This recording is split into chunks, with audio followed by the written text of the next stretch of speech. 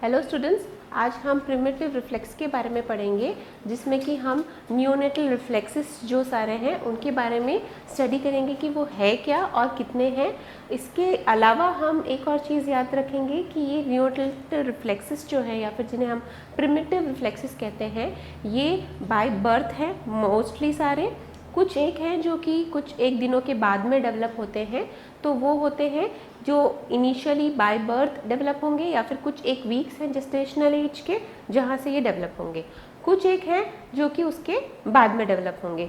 Neonatal reflexes या फिर primitive reflexes ये एक प्रोटेक्टिव रिफ्लेक्सेस हैं, या फिर जैसे कहते हैं ना कि हमारे survival of the fittest, survival के लिए ये रिफ्लेक्सेस हमारे जो जेनेटिक्स है उसमें प्रेजेंट है। तो ये सारे जो रिफ्लेक्सेस हैं ये कौन से हैं, ये आज हम स्टडी करेंगे। प्रिमिटिव रिफ्लेक्सेस जो होते हैं वो यूजुअली जो लेट फेटल पीरियड होता है, जैसे कि लेट जेस्टेशनल एज का जो पीरियड होता है प्रेगनेंसी में, जो लास्ट के पीरियड्स होते हैं या फिर लास्ट के फ्यू मंथ्स हैं, वहाँ डेवलप होने स्टार्ट हो जाते हैं। मोस्ट ऑफ दी, जैसे कि हमने बोला, most of the reflexes by birth present होते हैं, जैसे कि रूटिंग या फिर सकिंग रिफ्लेक्स आप मान सकते हो। कुछ एक रिफ्लेक्सेस होते हैं जो कि बाद में डेवलप होते हैं। ये रिफ्लेक्सेस जो होते हैं वो सब कॉर्टिकल ओरिजिन के होते हैं, ब्रेन में subcortical origin, arising mainly in the brain stem and to some degree in the spinal cord. तो यहाँ पे हमने देखा कि ये जो रिफ्लेक्सेस हैं इनका ओरिजिन ब्रेन स्टेम और स्पाइनल कॉर्ड, ये तीनों को मिला के इनका ओरिजिन है। मेजॉरिटी रिफ्लेक्सेस जो होते हैं वो डिसअपियर हो जाते हैं इनिशियल एज, मतलब 6 to 12 मंथ्स का जो एज है उसमें मेजॉरिटी सारे रिफ्लेक्सेस डिसअपियर हो जाते हैं। कुछ एक रिफ्लेक्सेस हैं जो कि ज़रूरी हैं या फिर अपने सर्वाइवल के लिए ज़रूरी है, वो रह जाते हैं। इसमें क्यों जो रिफ्लेक्सेस हैं वो किस हिसाब से डिसअपियर हो जाते हैं, उसमें एक रीज़न है कि उनमें इनहिबिटरी इफेक्ट होता है मैच्योरिंग कॉर्टेक्स का। जो नर्वस सिस्टम है वो डेवलप हो रहा है, मैच्योर हो रहा है। मैच्योर जैसे जैसे होता है उस मैच्योरिंग इफेक्ट की वजह से वो रिफ्लेक्सेस डिसअपियर हो जाते हैं। प्रोटेक्टिव वैल्यू वाले जो रिफ्लेक्सेस हैं, जिनका हमारे सर्वाइवल के लिए वैल्यू है प्रोटेक्शन का हिसाब से, वही रिफ्लेक्सेस जो हैं वो थ्रू आउट लाइफ रहेंगे। अब जो परसिस्टेंट और रीअपियरेंस, मतलब ये जो रिफ्लेक्सेस हैं ये रह जाने, जो प्रिमिटिव रिफ्लेक्सेस हैं जिनका यूजुअली डिसअपियर होना ज़्यादा ज़रूरी था, अगर वो रह जाएं या फिर वो डिसअपियर ना हो या फिर रीअपियर हो जाएं, तो यहाँ पे उनका ध्यान देना बहुत ज़रूरी है। इसीलिए हम इसको डिटेल में स्टडी करेंगे कि कौन सी एज में अपीयर और कौन सी एज में डिसअपियर, क्योंकि अगर ये रह गए या फिर वापस से रीअपियर हो गए या फिर जिस एज में इनका चले जाना चाहिए था या फिर डिसअपियर हो जाना चाहिए था उस एज में नहीं हो रहे, तो हमें यहाँ पे एक क्लिनिकल इंडिकेशन मिलता है कि देयर इज़ सम जेनाइटल और कंजेनाइटल सम एनॉमली प्रेजेंट, जो कि ब्रेन या फिर ब्रेन स्टेम या फिर स्पाइनल कॉर्ड के डिजीजेज या फिर जो नॉर्मल वर्किंग है वो नॉर्मल वर्किंग नहीं कर रहे हैं, इस चीज़ को दर्शाती है। हायरार्की मोटर कंट्रोल में सबसे हायरार्की में आप देख लोगे कि cortex, mid brain, brain stem और स्पाइनल कॉर्ड, इस हिसाब से इसकी हायरार्की होती है जिससे से ये रिफ्लेक्सेस आते हैं। जैसे जैसे इन्हीं की हायरार्की सेफेलोकॉर्डल में मैच्योरिटी में होती है, उसी हिसाब से ये जैसे जैसे मैच्योर होते हैं या फिर ये जैसे जैसे डेवलप हो जाते हैं, इनका डेवलपमेंट कंप्लीट हो जाता है, माइलिनेशन वगैरह अगर कंप्लीट होने के बाद में, उसी हिसाब से ये जो रिफ्लेक्सेस प्रिमिटिव है ये डिसअपियर हो जाते हैं। वही रिफ्लेक्सेस रहेंगे जो कि सर्वाइवल के लिए ज़रूरी है। अब प्रिमिटिव रिफ्लेक्सेस जानना क्यों ज़रूरी है, क्यों हम टेस्ट करते हैं? क्योंकि हम टेस्ट करना चाहते हैं कि रिफ्लेक्सेस अगर टाइमली पीरियड पे प्रेजेंट है, मतलब बच्चे का ग्रोथ एंड डेवलपमेंट प्रॉपर हो रहा है, उसके नर्वस सिस्टम का जो डेवलपमेंट है वो प्रॉपरली हो रहा है, ये जानने के लिए हम ये रिफ्लेक्सेस बेसिकली टेस्ट करते हैं। एक जैसे कि अगर एक न्यूबॉर्न है तो उसका नर्वस सिस्टम के जो रिफ्लेक्सेस हैं वो हम टेस्ट करेंगे, तो ही हम इस रिजल्ट पे पहुंचेंगे कि बच्चे का जो नर्वस सिस्टम है वो प्रॉपरली वर्क कर रहा है। बिकॉज न्यूबॉर्न अभी कुछ रिफ्लेक्सेस को एलिसिट बाय माउथ या फिर बाय टॉकिंग नहीं कर सकता, तो ये रिफ्लेक्सेस जिसमें बच्चे का वॉलंटरी रिस्पॉन्स हम एक स्टिमुलाई से हम मिलता है हमें, वही हमें इंडिकेशन देगा कि बच्चे का डेवलपमेंट प्रॉपर हुआ है, या फिर कुछ इंडिकेशन है जिससे कि हमें फर्दर टेस्टिंग की ज़रूरत है। ये बच्चे का एक तरह से बोलते हैं ना, जेस्टेशनल एज पे भी एक इंडिकेशन देते हैं, क्योंकि जैसे कि मैंने कहा लेटर ऑन लाइफ में, मतलब लास्ट जो फ्यू मंथ्स है उसमें ये डेवलप होते हैं। तो अगर हाईली प्रीमैच्योर बेबी है तो उसमें ये कुछ एक रिफ्लेक्सेस जो हैं वो डेवलप नहीं हुए होंगे, तो उससे हमें जेस्टेशनल एज का भी एक थोड़ा बहुत अंदाज़ा हो जाता है। In some cases example Moro's, the reflex can be used to evaluate symmetry, मतलब कि मोरोज रिफ्लेक्स में दोनों अपर एंड लोअर एक्सट्रीमिटीज़ का सिमेट्री होती है, रिफ्लेक्स में एक सिमेट्री होती है। अगर मोरोज हम इलिसिट कर रहे हैं उस टाइम अगर सिमेट्री नहीं है तो भी हम कुछ एक न्यूरोलॉजिकल इरेगुलरिटीज़ को इंडिकेट कर सकते हैं, तो हम इस हिसाब से भी कर सकते हैं। और अब नर्वस सिस्टम की बात आई है और मोरोज के रिफ्लेक्स की बात आई है, तो एक एग्जांपल है एक इंजरी का जिसे ब्रेकियल प्लेक्सस इंजरी कहते हैं, जिसमें ब्रेकियल प्लेक्सस की इंजरी हो जाती है ड्यूरिंग बर्थ। अब वो ब्रेकियल प्लेक्सस की इंजरी की वजह से बेबी का मोरोज जो है वो प्रॉपरली या फिर सिमेट्रिकली नहीं आता है, तो ये एक एग्जांपल है जिससे हमें ये पता चलेगा कि ये रिफ्लेक्सेस हमें एलिसिट करना या फिर ये रिफ्लेक्सेस हमें एग्जामिन करना क्यों इम्पोर्टेंट। क्लासिफिकेशन में प्रिमिटिव रिफ्लेक्सेस 3 में डिवाइडेड है, फंक्शनल, जिनके फंक्शनल सिग्निफिकेंसेस है या फिर प्रोटेक्टिव वैल्यू है, और या फिर जिनका अर्ली पोस्चरल रिएक्शंस है जैसे कि मोरोज और स्टार्टल है। अब वेरियस प्रिमिटिव रिफ्लेक्सेस, मतलब कौन से रिफ्लेक्सेस हैं जो कि हम आज रीड करेंगे या फिर हम जिनके बारे में आज जानेंगे। सबसे पहले हम पढ़ेंगे ग्लैबुलर टैप के बारे में, ग्लैबुलर टैप के बारे में पढ़ेंगे, फिर हम ग्लैबर टैप जहाँ की बच्चे का फोरहेड है वहाँ पर टैप करके रिफ्लेक्स को एलिसिट किया जाता है। डॉल्स आई रिफ्लेक्स, जिसमें कि बेबी का जो आईज हैं वो आईज जब बेबी का हेड को मूव करते हैं, जैसे कि समझ लो बेबी का हेड लिया उसको मूव किया राइट साइड में, तो भी बेबीज़ के जो पिपल्स हैं या फिर आईज हैं वो स्ट्रेट ही दिखाई देंगे, वो स्ट्रेट गेज करेंगे, वो ये साइड मुड़ेंगे नहीं, तो उसे कहते हैं डॉल्स आई रिफ्लेक्स, जिसमें कि आई का जो गेज है या फिर जो आई का पोस्चर है वो हेड के पोस्चर के साथ मूव नहीं करता, पिपल्स जो है वहीं पे रहते हैं। रूटिंग रिफ्लेक्स और सकिंग रिफ्लेक्स, रूटिंग रिफ्लेक्स में जैसे कि बेबी का वो रिफ्लेक्स है जिसमें बेबी को मिल्क जो है ढूंढने में मदद मिलती है। इसमें बेबी के जो चिक्स है उस पर स्टिमुलेट करके हम बेबी को अगर नोटिस करें तो बेबी उस तरफ अपना मुंह टर्न करता है ताकि उसको वो निपल मिल सके और उस निपल को वो सक कर सके। सक करते टाइम बेबी उस निपल को अच्छे से सक करता है, उसमें से मिल्क जो है वो एनगल्फ करता है, so that is sucking reflex. तो ये रूटिंग और सकिंग रिफ्लेक्स है। पाल्मार ग्रैब, पाल्मार ग्रैब में जब बेबी के हाथ पे अगर आप उंगली रखोगे तो बेबी उसको अच्छे से टाइट पकड़ लेता है, दैट इज़ होल्डिंग। तो ये ग्रास्प जो है ये पाल्मार ग्रास्प है। बेबिंस्की में लोअर फुट पे स्टिमुलेट किया जाता है। लोअर फुट पे जब स्टिमुलेट करते हैं तब जो फुट का जो थंब है वो डॉर्सी फ्लेक्स हो जाता है और जो बाकी के फिंगर्स हैं फुट के वो हाइपर फ्लेक्स हो जाते हैं, तो हाइपर एक्सटेंड हो जाते हैं, तो दैट इज़ बेबिंस्की। प्लांटार ग्रैब में जैसे कि हमने पाल्मार ग्रास्प पे देखा उसी तरह अगर प्लांटार मतलब फुट पे भी अगर उंगली का स्टिमुलेशन किया जाए तो वो भी उसको पकड़ने की कुछ हद तक कोशिश करता है, not as strong as this grasp but फिर भी ऐसे ग्रास्प की तरह एक रिफ्लेक्स आता है। विड्रॉल, विड्रॉल जिसे स्टार्टल भी कह सकते हैं, उसमें क्या रहता है कि बेबी को जब अगर उसको कुछ खतरा है या फिर उसको अचानक से स्टिमुलेट किया गया किसी हाई नॉइज से या फिर उसको अगर टैप किया गया तो बेबी अपनी तरफ फ्लेक्स होता है। सो बेबी प्रोटेक्टिव रिफ्लेक्स है ये कि अपनी तरफ हर चीज़ को फ्लेक्स करना। क्रॉस्ड एक्सटेंसर रिफ्लेक्स देखेंगे जिसमें एक्सटेंसर्स क्रॉस होंगे। ऑटोमेटिक वॉकिंग जिसको स्टेपिंग साइंस भी कहेंगे, इसमें क्या होगा कि अगर बेबी को आप खड़े रखोगे तो बेबी अपने आप चलने के हिसाब से अपने पैर को एक के आगे एक रखेगा, that is with support stepping reflex आता है, ये भी न्यूनेज में आता है। ठीक है, ATNR के बारे में पढ़ेंगे जिसमें कि बेबी का अगर आप एक साइड में उसका जो फेस है वो अगर एक साइड में कर दो तो वो जिस साइड में उसका फेस रहेगा उस साइड का लिम्स अपर और लोअर एक्सटेंड हो जाएंगे और अपोजिट साइड वाले फ्लेक्स होंगे। गैलेंट रिफ्लेक्स, मोरोज, जैसे कि हमने देखा मोरोज में जैसे कि बेबी को अगर अचानक से नीचे की तरफ मूवमेंट किया जाए तो बेबी अपने सारे लिम्स को अपने तरफ ये करेगा, फ्लेक्स करेगा, ठीक है। स्टार्टल रिफ्लेक्स जैसे कि हमने डिस्कस किया था कि बेबी को अगर कोई भी स्ट्रॉन्ग नॉइज़ आए या फिर अचानक से कुछ मोशन आए तो बेबी अपने हिसाब से वो विड्रॉल पोजिशन में जाएगा।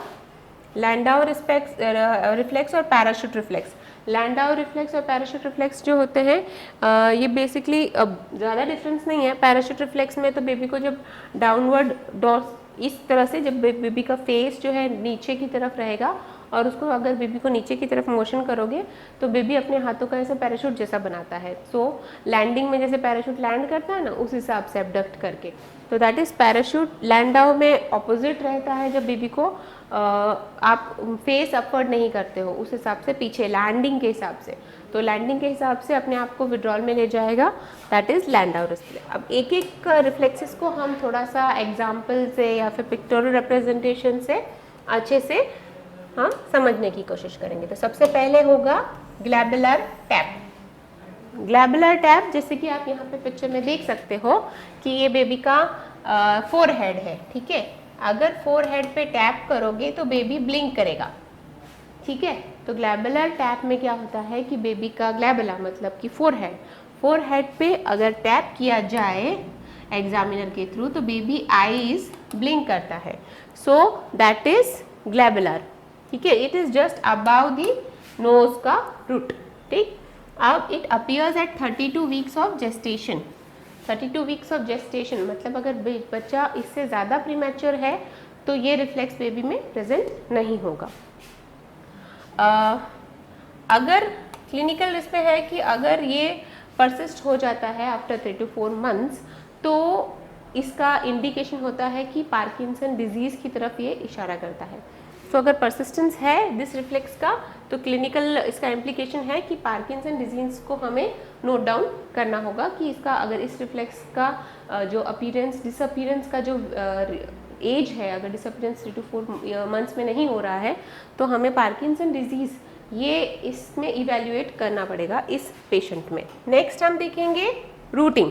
रूटिंग जैसे कि हमने डिस्कस किया कि बेबी के चिक्स पे नियर द लिप्स, लिप्स के बाजू में अगर बेबी के चिक्स पे एक हैंड से या फिर कोई उंगली से स्टिमुलेट किया जाए तो बेबी अपना फेस उस तरफ मोड़ता है। तो बेबी के लिप्स के बाजू में चिक्स में अगर स्टिमुलेट किया जाए तो बेबी अपना फेस उस स्टिमुलेशन जहाँ हो रहा है उस तरफ फेस को मोड़ता है और अपना माउथ ओपन करता है। क्यों? क्योंकि उसको उस डायरेक्शन में निप्पल की तलाश होती है। इस हिसाब से ये रूटिंग रिफ्लेक्स है। ये जेंटल टच से ही होता है और बेबी अपना जो माउथ है वो भी इसके साथ, मतलब सिर्फ हेड का मूवमेंट नहीं, अपना माउथ भी ओपन करेगा। ये रिफ्लेक्स 24 to 28 वीक्स में ही आ जाता है। तो अगर बेबी इतना प्रीमैच्योर भी है तो भी रूटिंग और सकिंग रिफ्लेक्स अब जो आगे पढ़ेंगे वो भी प्रेजेंट होता है, क्योंकि ये जो बेसिक है ना, ये तो सर्वाइवल के लिए है ही। तो जब इंडिपेंडेंट एग्जिस्टेंस हम मानते हैं ना कि इसके बाद में बच्चा अपने आप इंडिपेंडेंटली एग्जिस्ट कर सकता है, उसके लिए ये रूटिंग रिफ्लेक्स बहुत ही इंपॉर्टेंट है। इसीलिए ये बहुत जल्दी आ जाती है, जेस्टेशनल एज के 24 to 28 वीक्स में ही ये अपीयर हो जाती है। देन अराउंड 3 to 4 मंथ्स ये डिसअपीयर हो जाती है। तो अगर ये रिफ्लेक्स ज़्यादा दिनों तक रह गई या फिर 3 to 4 मंथ्स से भी आगे परसिस्ट कर सकती है तो ये ड्रूलिंग, हाइपर सेंसिटिविटी इन दी माउथ और लिप्स, इस हिसाब के जो कंडीशन है, क्लिनिकल कंडीशन, ड्रूलिंग मतलब क्योंकि अगर ये थोड़ा सा भी स्टिमुलेशन हुआ और बेबी ने उस तरफ मुंह करके मुंह खोल दिया तो जो सलाइवा है वो उस एंगल से ड्रूल होता रहेगा, तो बेबी का माउथ भी ओपन रहेगा, तो वहाँ पे इन्फेक्शन होने की या फिर माउथ में हाइपर सेंसिटिव होने के चांसेस भी रहते हैं। ये डिस्प्रैक्सिया के फैक्टर्स को कंट्रीब्यूट कर सकता है। तो ये हमने देखा रूटिंग रिफ्लेक्स, जिसमें minor stimulation around the cheeks near the lips से बेबी का हेड और माउथ ओपन होगा, हेड उस तरफ टिल्ट करेगा और माउथ को ओपन करेगा। नेक्स्ट हम देखेंगे सकिंग रिफ्लेक्स। सकिंग रिफ्लेक्स ये जो रूटिंग रिफ्लेक्स है उसका नेक्स्ट स्टेप है। इसमें बेबी के माउथ में अगर कोई ऑब्जेक्ट दे जैसे कि निप्पल, तो बेबी उसको सक करने लगेगा। तो निप्पल ही नहीं, अगर बेबी के माउथ में आप अपनी फिंगर भी दोगे तो बेबी फिंगर को भी सक करने लगेगा। That is a reflex. Baby को आपको बोलने की ज़रूरत नहीं है कि ये लो बॉटल का निपल मुंह में है, अब इसमें दूध है, अभी आप इसको पी लो, ये बोलने की ज़रूरत नहीं है। This is a reflex. जैसे ही बेबी के माउथ में कुछ इस तरह की सर्कुलर ऑब्जेक्ट जाएगा, जैसे कि कोई फिंगर है या फिर निपल है या फिर बॉटल का टीथ है, तो बेबी उसको सक करने लगेगा। That is a primitive reflex, क्योंकि उसको सर्वाइवल के लिए उसी एरिया से, उसी मूवमेंट से, उसी जेस्चर से फूड मिलने वाला है। बेबी कोई सॉलिड तो एनगल्फ करने वाला नहीं है। तो ये जो जेस्चर है that is the most primitive one.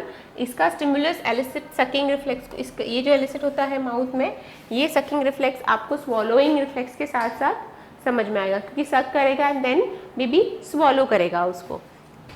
अगर ये रिफ्लेक्स ज़्यादा दिनों तक रह गया, premature babies often have a weak suck reflex and subsequent need to tube feeding.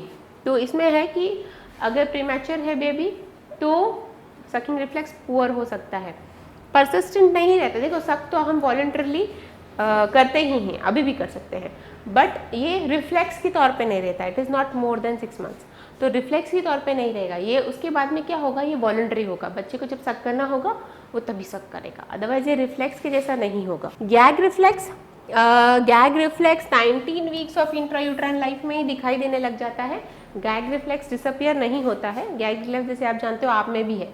Gag reflex क्या होता है, जब टंग के पोस्टीरियर एस्पेक्ट पे या फिर पीछे वाले हिस्से पे कोई चीज़ टच होती है, या फिर पैलेट के पीछे वाले हिस्से पे कोई चीज़ टच होती है, जैसे कि फिंगर या फिर अदर कोई चीज़, तो अचानक से उबकाई आना, गैग आना। गैग मतलब कि अंदर की चीज़ बाहर वॉमिट करने वाला जो सेंसेशन है या फिर जो मूवमेंट है टंग का आउटवर्ड प्रोट्रूडेशन से, उसे कहते हैं गैग रिफ्लेक्स। ये 19 वीक से ही जेस्टेशन के एज पे अपीयर हो जाता है and through out life long रहता है। यहाँ पे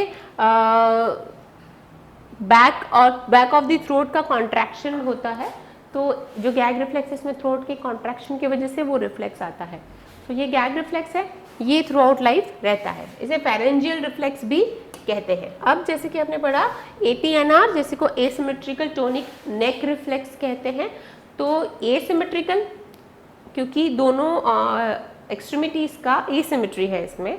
टोनिक नेक रिफ्लेक्स क्योंकि नेक को अगर आप नेक को अगर एक साइड में मूव करोगे, समझ लो अगर बेबी का नेक आपने लेफ्ट साइड में मूव किया है तो बेबी का उस साइड का जो लिम्ब है या फिर अपर और लोअर एक्सट्रीमिटीज़ है, उस साइड का जो लिम्ब है वो दूसरे साइड के लिम्ब से एसिमेट्री दिखाएगा। मतलब दोनों के जो मूवमेंट्स है वो सेम नहीं रहेंगे। जैसे कि हम अगर इसको एग्जांपल से देखें तो यहाँ पे आप देख सकते हो कि बेबी का जिस तरफ बेबी का फेस है उस तरफ का लिम्ब जो है वो एक्सटेंडेड पोजीशन में है, फ्लेक्स में नहीं है, और जो ऑपोजिट साइड का है वो फ्लेक्स्ड में है। सो इसीलिए उसे कहते हैं एसिमेट्रिकल टोनिक नेक रिफ्लेक्स। एसिमेट्री इसलिए क्योंकि दोनों अपर एंड लोअर का अपने ऑपोजिट, जैसे राइट एंड लेफ्ट का जो मूवमेंट है वो ऑपोजिट है, एसिमेट्री में है। और टोनिक नेक रिफ्लेक्स क्योंकि नेक को अगर एक साइड में घुमाएंगे तो ये रिफ्लेक्स आएगा। फ्यू सेकंड्स के लिए रहता है, it doesn't stage for long. Few seconds के बाद ये अपने आप बेबी अपना जो नेक है वो वापस अपने पोजिशन पे लाता है। ऐसा नहीं कि बेबी ने अपना नेक वहाँ पे लाया है, आपने उसको स्टिमुलस दिया है, तो बेबी अपना जो नेक है वापस से अपनी जगह पे लाने की कोशिश करता है। ये रिफ्लेक्स जो होता है ये फर्स्ट फ्यू मंथ्स में लेस ऑब्वियस, मतलब कम रहता है, more obvious during the second third and fourth months of life. तो प्रेजेंट तो रहता है बाय बर्थ, बट एलिसिट करना उतना प्रॉपरली एलिसिट नहीं कर पाते, उसको सेकेंड थर्ड और फोर्थ मंथ में आप अच्छे से एलिसिट कर सकते हो। और ये बाई 6 मंथ्स डिसअपियर होता है, ज़्यादा लॉन्ग स्टे के लिए नहीं है। अगर ये परसिस्ट हो गया तो एक तो ये सिमेट्री है, तो ये वॉकिंग में डिफ़िकल्टी लाएगा, विजुअल परस्यूट्स में डिफ़िकल्टी लाएगा, डेवलपमेंटल बायलैटरल हैंड फंक्शन में डिफ़िकल्टी आएगा, डिफॉर्मिटीज़ या फिर डिस्प्लेसिया होने के इसमें चांसेस होते हैं। डेवलपमेंट ऑफ क्राउलिंग, क्योंकि क्राउलिंग में भी बेबी का हेड इधर उधर मूव करेगा, अगर ये रिफ्लेक्स रह गया तो बेबी का सिमेट्री कैसे बनेगा उसमें, है ना। बैलेंस की डिफ़िकल्टीज आएगी, हैंड आई कोऑर्डिनेशन में डिफ़िकल्टीज आएगी, तो बहुत सारी डिफ़िकल्टीज आएंगी। तो ये जो प्रिमिटिव रिफ्लेक्स है ये एक तो लेट एलिसिट होता है और जल्दी चला जाता है, तो इसका इतना सिग्निफिकेंट इम्पोर्टेंस नहीं है। अगर ये रहे तो ना, ये रहे अगर रह जाए तो डिफ़िकल्टी होगी। तो इसका रहना एक इम्पॉर्टेंट चीज़ है जो आपको नोटिस करनी है कि रहना नहीं चाहिए। अब हम आगे बढ़ेंगे स्टार्टल रिफ्लेक्स की तरफ। स्टार्टल मतलब जैसे कि हम बोलते हैं ना कि हम दचक गए अचानक से, नींद में कभी कभी हम दचक जाते हैं, उसे कहते हैं स्टार्टल या डर जाना, उस टाइप का। तो बच्चा यूजुअली डरता नहीं है, समझ में नहीं आता है कि डर रहा है कि नहीं, बट ये तब होता है जब एक बच्चा समझ लो सो रहा है या फिर काम पोजिशन में है, न्यूनेट, और अचानक से कोई ज़ोर से आवाज़ आई है ना, ज़ोर से अगर कोई चीज़ की आवाज़ आई, लाउड नॉइज़, तो बच्चा अचानक से अपने अपर और लोअर एक्सट्रीमिटीज़ को अपनी तरफ खींचता है। सो एक डर का जो हम बोलते हैं ना, उस तरह से स्टार्टल हो जाता है वो। तो इसमें फ्लेक्शन होता है, इसमें एल्बोज, आर्म्स का adduction of the fingers is noted, मतलब फिंगर्स भी अपनी तरफ खींच के और फिर अचानक से ऐसे करेगा। सो दिस इज स्टार्टलिंग, कि डर जाना, जैसे उस तरह का एक रिफ्लेक्स होता है। Over exaggerated cases of neurological injuries, मतलब अगर ये रहने का या फिर परसिस्ट हो गया या फिर काफ़ी टाइम तक रह गया, इट्स मोर देन 6 मंथ्स तक अगर रह गया, तो ये सेरेब्रल पाल्सी को इंडिकेट करता है। वैसे देखो थोड़ा बहुत तो हम भी स्टार्टल करते हैं कभी कभी, बट एक रिफ्लेक्स नहीं है, हर लाउड नॉइज पे हम स्टार्टल नहीं करेंगे। So it is a kind of nervous disorder. Poor balance in sitting, तो ये बैलेंसिंग में भी इसका सिग्निफिकेंस है कि बैलेंस नहीं हो पाता है अगर ये स्टार्टल रिफ्लेक्स रह गया। जैसे कि आप पिक्चर में देख रहे हो, बच्चे ने पहले, जब स्टार्टल करोगे तो बच्चा पहले अपनी तरफ फ्लेक्स करेगा और फिर दूर की तरफ, मतलब अपने हाथों को दूर की तरफ एबडक्ट करेगा। फिंगर्स भी ऐसे बड़ी हो जाएगी, ऐसे अंदर क्लोज नहीं रहेगी। एक होता है विड्रॉ करके ही रह जाना, विड्रॉइंग एक अलग है जिसमें बच्चा विड्रॉ मतलब फ्लेक्स पोजीशन में ही रहता है। ये तब होता है जब आप कुछ खींचने की कोशिश करोगे या फिर उसको कुछ तकलीफ या फिर पेनफुल कुछ स्टिमुलाई दोगे, तब वो विड्रॉ करेगा, दैट इज़ डिफरेंट। स्टार्टल में ये फ्लेक्स के बाद डायरेक्ट एबडक्शन आता है जिसमें फिंगर्स भी एबडक्ट हो जाती है, बॉडी से दूर चली जाती है। तो ये that is some different reflex. अब हम पढ़ेंगे मोरोस। मोरोस काफ़ी नॉर्मली पढ़ा जाता है या फिर बहुत पढ़ा जाता है मोरोस रिफ्लेक्स, और ये मोरोस जो है ये नॉर्मली जो आप देखोगे न्यूनेटल एग्जामिनेशन में ये इनकलकेट होते देखोगे ही। इसमें क्या किया जाता है कि बेबी के अपर दोनों हाथ हैं या फिर अपर एक्सट्रीमिटीज़ हैं या फिर उसके बैक जो है उसको सपोर्ट कर सकते हो, और बैक को सपोर्ट करने के बाद बेबी को अचानक से सपोर्ट नहीं हटाना है बट सपोर्ट का एंगल कम करना है। तो जैसे बेबी को हाथ से, अगर बेबी यहाँ पे सोया है, हाथ से आपने इस तरह से एक एंगल तक 90 डिग्री एंगल तक बेबी को सपोर्ट करके ऊपर की तरफ सपोर्ट करके बिठाया है, एंड देन अचानक से उस सपोर्ट को आप हटाओगे नहीं बट उस सपोर्ट को अचानक से नीचे की तरफ ले जाओगे। तो बेबी के हिसाब से आपने वो सपोर्ट हटा लिया है बट आपने एक्चुअली सपोर्ट हटाया नहीं है। उस वक्त क्या होगा, बेबी के जो 45 डिग्री तक, जैसे कि मैंने कहा कि 45 डिग्री के एंगल तक आपने उसको सपोर्ट करके फिर अचानक से उसके हेड को नीचे जाने दिया। ये जो sudden abduction, extension of the arms associated with the spreading of the fingers, तो यहाँ पे सडनली एबडक्ट होंगे, फिर उसके बाद आर्म्स जो है उनके एक्सटेंशन होगा, ठीक है, और फिंगर्स स्प्रेड हो जाएंगे। तो ये जो सडन मूवमेंट है, ये सडन मूवमेंट को मोरोस कहते हैं। इसको हम एक पिक्टोरियल रिप्रेजेंटेशन के हिसाब से अच्छे से देखेंगे। इसके बाद followed by an embracing action of adduction and flexion as the arms return to the normal position. अब क्या होगा कि एक बार वो सडन जर्क के बाद या फिर सडन जो एबडक्शन मूवमेंट के बाद में बेबी सारे जो फ्लेक्शन पोजिशन है उस फ्लेक्शन पोजिशन में वापस आता है, वो जो विड्रॉल का पोजीशन था उस पोजीशन में वापस आता है। इसको पिक्टोरियल रिप्रेजेंटेशन से हम देखने की कोशिश करेंगे, जो कि ये है, जो मैं समझाने की कोशिश कर रही थी कि बेबी को एक सपोर्ट से आपने 45 डिग्री तक ऊपर उठाया, फिर देन उस सपोर्ट को के साथ ही आपको बेबी के हेड को नीचे ले जाना है।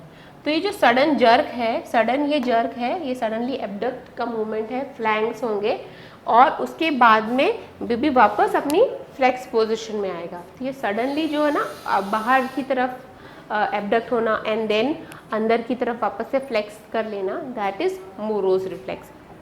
अब ये 3 to 4 मंथ्स में डिसअपियर हो जाता है मोरोस रिफ्लेक्स। अगर 3 to 4 मंथ्स से ये ज़्यादा रह गया तो क्या क्लिनिकल इसका सिग्निफिकेंस है? Over exaggerated in case of cerebral palsy. Neurological conditions जैसे कि सेरिब्रल पाल्सी है, उस कंडीशन में ये जो मोरोज रिफ्लेक्स है ओवर एग्जैगरेटेड, जैसे नॉर्मली वापस फ्लेक्स पोजीशन में आके बच्चा शांत हो जाता है, वापस नहीं करता है। तो जो ओवर एग्जैगरेशन अगर इस मूवमेंट का हो गया तो सेरेब्रल पाल्सी जैसे कंडीशंस आप सोच सकते हो। हाइपोटोनिया न्यूरोमस्कुलर डिफेक्ट्स में be considered in this reflex if this reflex is decreased. ठीक है, अगर ये रिफ्लेक्स प्रेजेंट ना हो, ठीक है, या फिर कम एलिसिट हो रही है, हाइपर एलिसिट हो रही है तो हम सेरेब्रल पाल्सी जैसी चीज़ें सोचेंगे, बट अगर ना हो रही है या फिर कम हो रही है तो हाइपोटोनिया न्यूरोमस्कुलर डिफेक्ट्स, हाइपोटोनिया वाले जिसमें एक तो हाइपर होता है, एक हाइपो होता है, जिसमें हाइपो मतलब कम आना, किसी चीज़ का कम आना, तो हाइपोटोनिया जैसे न्यूरोमस्कुलर डिफेक्ट्स के बारे में आप सोच सकते हो। एसिमेट्री में indicate N obstructive brachial plexus injury. ठीक है, एसिमेट्री आएगा इसमें, एसिमेट्री मतलब जैसे एक अपर और एक लोअर एक्सट्रीमिटी का तो हो रहा है, वो जो एबडक्शन एंड एडक्शन हो रहा है, बट एक साइड का नहीं हो रहा है, दैट इज एसिमेट्री। यहाँ पे दोनों का सिमेट्री होना चाहिए। अगर एसिमेट्री है तो आप ब्रेकियल प्लेक्सस की इंजरी के बारे में सोच सकते हो। Difficulty in transition and poor balance in position like sitting, अगर ये रह गया 3 to 4 मंथ से भी ज़्यादा तक रह गया अगर ये रिफ्लेक्स, तो सिटिंग पोजीशन और ट्रांजिशन मतलब बच्चा जब सो के उठ के बैठता है या फिर बैठ के उठ के सोता है, ये जो पोजीशन ट्रांजिशन होता है, ये ट्रांजिटरी पोजीशन में उनको डिफ़िकल्टी बैलेंसिंग में आएगी। Child is uncertain about their own reactions, fearful of positional change, क्योंकि बच्चे को खुद को डर लगेगा। हिसाब से अगर उसके रिफ्लेक्सेस अपने आप आ रहे हैं तो बच्चे को खुद को डर लगेगा, उसमें कॉन्फिडेंस नहीं आएगा बैठने उठने में।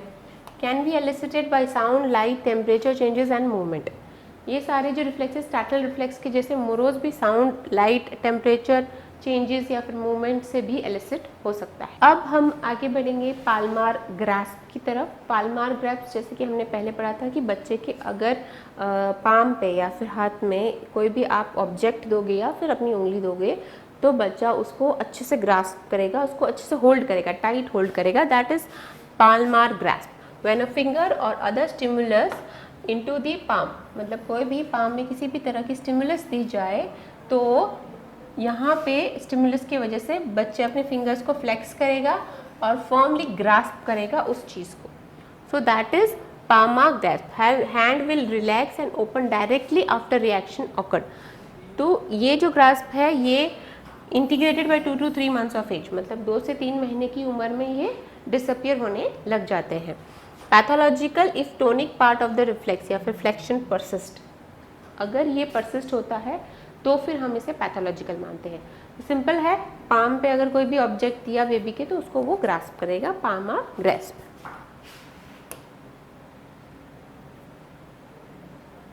जैसे कि आप इस पिक्चर में देख रहे हो, बेबी के हाथ में एग्जामिनर का फिंगर है पाम पे और बेबी ने उसको अच्छे से ग्रास्प कर लिया है।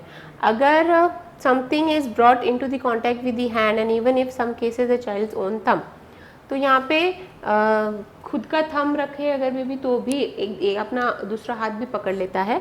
तो ये अगर परसिस्ट हो गया तो डिफ़िकल्टी होगा कोई चीज़ का, कोई भी ऑब्जेक्ट को रिलीज़ करने में। अब जैसे कि हमारे पाम पे कोई चीज़ आती है और हमें उसे नहीं पकड़ना है, जैसे कि कोई गर्म या ठंडी चीज़ है, बाय मिस्टेक पड़ गई तो हमें उसको नहीं पकड़ना है, तो हम नहीं पकड़ेंगे, उसको ग्रास्प करके नहीं रखेंगे। बट अगर ये रिफ्लेक्स परसिस्ट हो गया तो डिफ़िकल्टी होगी ना कोई भी चीज़ को हमें वॉलंटरली ग्रास्प करना या फिर वॉलंटरी उस चीज़ को छोड़ देने में, तो ये डिफ़िकल्टी होगी अगर ये परसिस्ट रह गया तो after more than 3 to 4 months।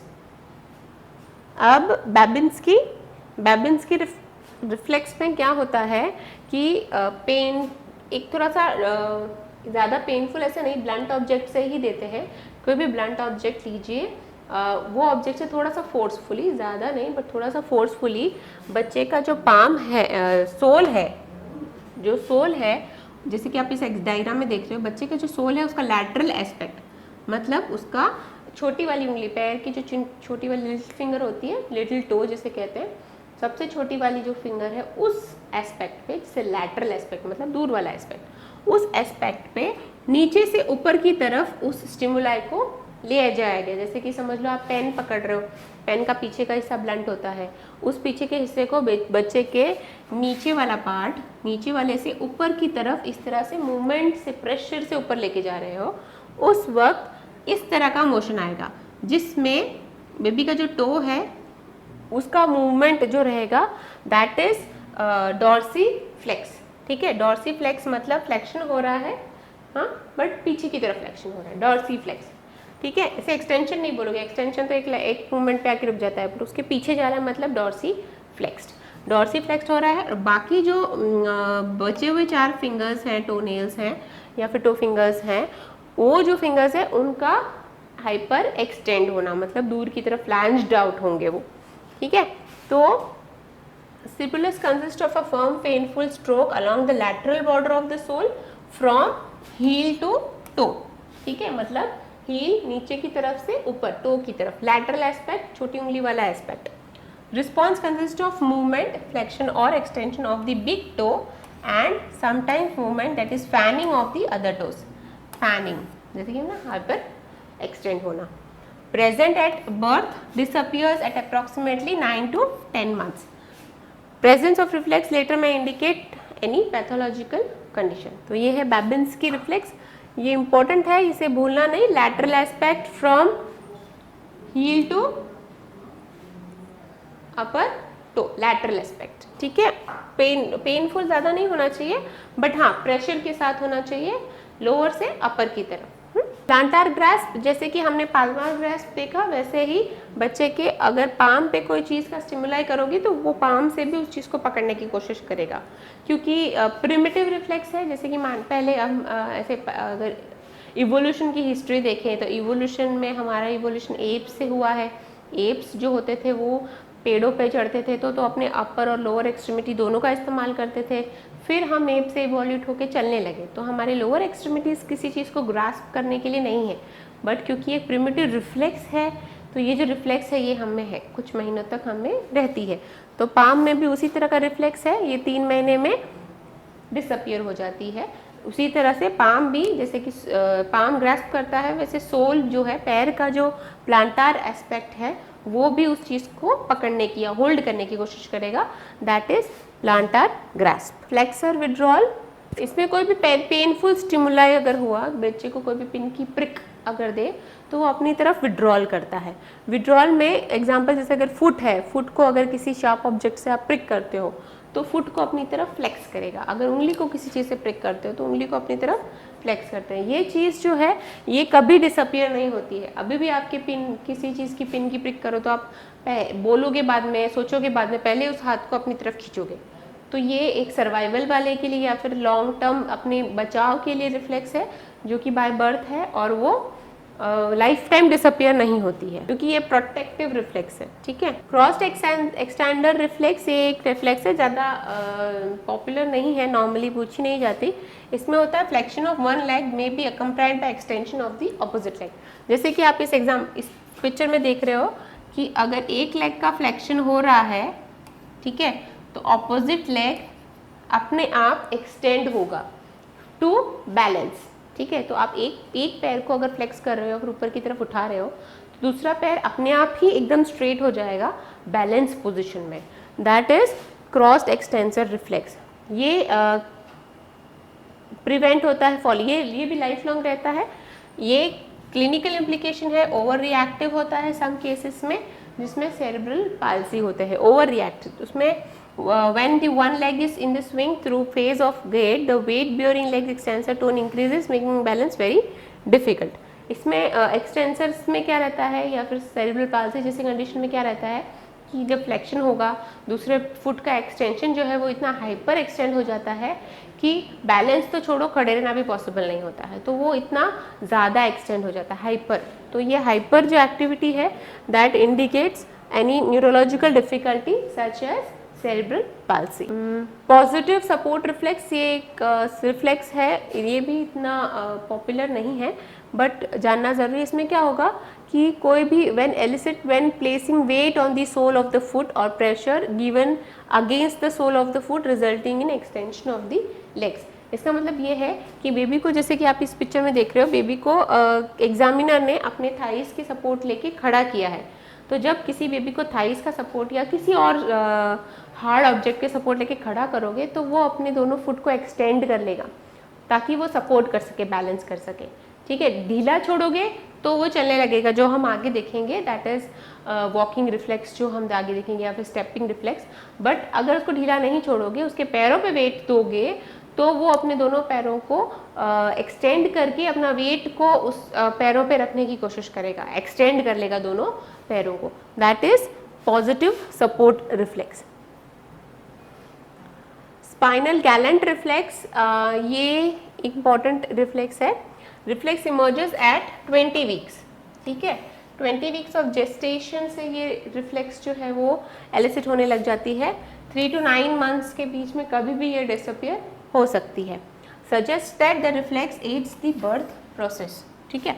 एलिसिटेड by holding the baby in ventral suspension, pull your finger down the lateral side of the back muscles unilaterally, the spine and torso curve towards the side where the fingers are. थोड़ा सा difficult है समझने में भी। इसमें क्या होता है कि बच्चे को अगर आप उल्टा लेटाओ तो उसके स्पाइन के लैटरल एस्पेक्ट से अगर आप ऊपर, इसमें अगर स्पाइन की तरफ ऊपर या नीचे दोनों तरफ, या पहले नीचे से ऊपर या फिर ऊपर से नीचे, इस तरह से रिफ्लेक्स दोगे आप या फिर स्टिमुलाई दोगे, तो जिस साइड पे लैटरल एस्पेक्ट, मतलब राइट साइड पे अगर ये दे रहे हो तो बच्चे का राइट साइड का हैंड और राइट साइड का लोअर एक्सट्रीमिटी फ्लेक्स करेगा। जैसे कि एक हम पिक्टोरियल रिप्रेजेंटेशन को अच्छी तरह समझने का इसका हेल्प लेंगे। जैसे कि ये पिक्चर है, समझ लो, ठीक है।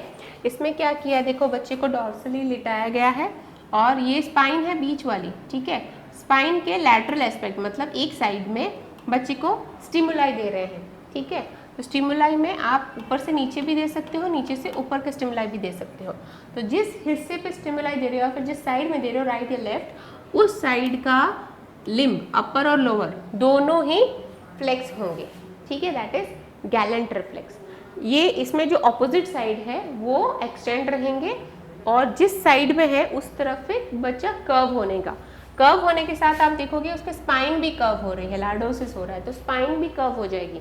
तो ये गैलेंट रिफ्लेक्स इसलिए इंपॉर्टेंट है कि थोड़ा सा भूल जाते हैं ये गैलेंट क्या होता है।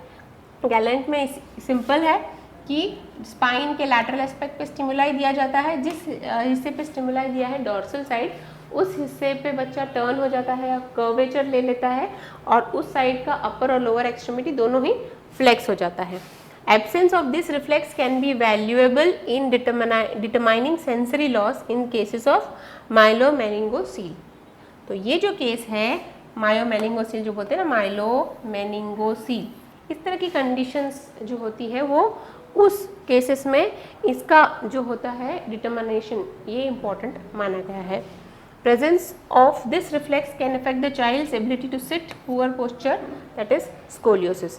अगर ये ज़्यादा दिनों तक रह गया, मोर देन 9 मंथ्स जो मैक्सिमम इसका लिमिट माना गया है, तो बच्चे को बैठने में डिफ़िकल्टी आ सकती है, क्योंकि एक साइड टिल्ट हो, क्योंकि स्टिमुलाई तो होता ही रहता है बैक पे, तो एक साइड में टिल्ट होना, ये रिफ्लेक्स उस पोस्चर के लिए बच्चे के लिए ठीक नहीं है। स्टेपिंग रिफ्लेक्स, जैसे कि ऑटोमेटिक वॉकिंग रिफ्लेक्स भी कहते हैं, इस रिफ्लेक्स में बच्चे को अगर आप लूजली होल्ड करो अपर बॉडी पार्ट को और उसको मूवमेंट करने के लिए उस तरह से उसको होल्ड करो और उसके जो पैर हैं उसको किसी सॉलिड ऑब्जेक्ट पे टच करो, तो बच्चा अपने आप एक के आगे एक पैर रखा है, जैसे कि बच्चा चलना चाहता, ठीक है।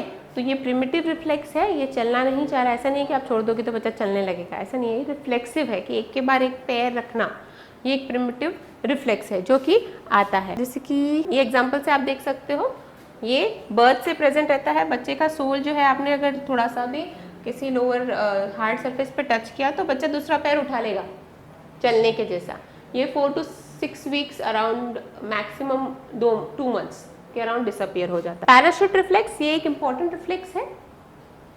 ये इसीलिए इम्पॉर्टेंट है क्योंकि ये एग्जाम में आया हुआ है आपके। इसमें एक इम्पॉर्टेंट, सबसे इम्पॉर्टेंट चीज़ जो है वो है कि ये 6 मंथ्स पे अपीयर होता है, ठीक है। तो ये 6 महीने में अपीयर होगा, इसीलिए ये एक थोड़ा सा अलग है ना, बाकी बाय बर्थ है, ये 6 मंथ्स पे अपीयर होता है।